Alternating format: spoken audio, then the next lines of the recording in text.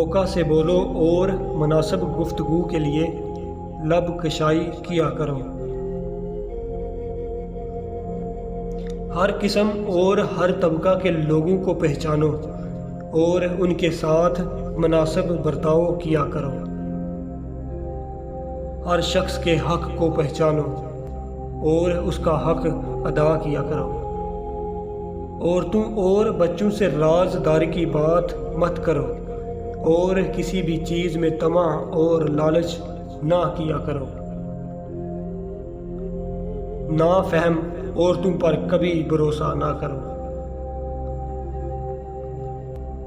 رات میں آہستہ آہستہ باتیں کرو تاکہ تمہارا دشمن تمہاری بات سن کر تمہیں نقصان نہ پہنچائے۔ شہوت کی حالت اعتدال کا نام پارسائی ہے۔ نامردانگی صرف اس وقت پیدا ہوتی ہے جب شہوت حد سے زیادہ بڑھ جائے۔ پارسائی اللہ پاک کو پسند ہے۔ اس سے جو خصائل پیدا ہوتے ہیں وہ سخاوت، حیا، صبر اور قناعت ہیں۔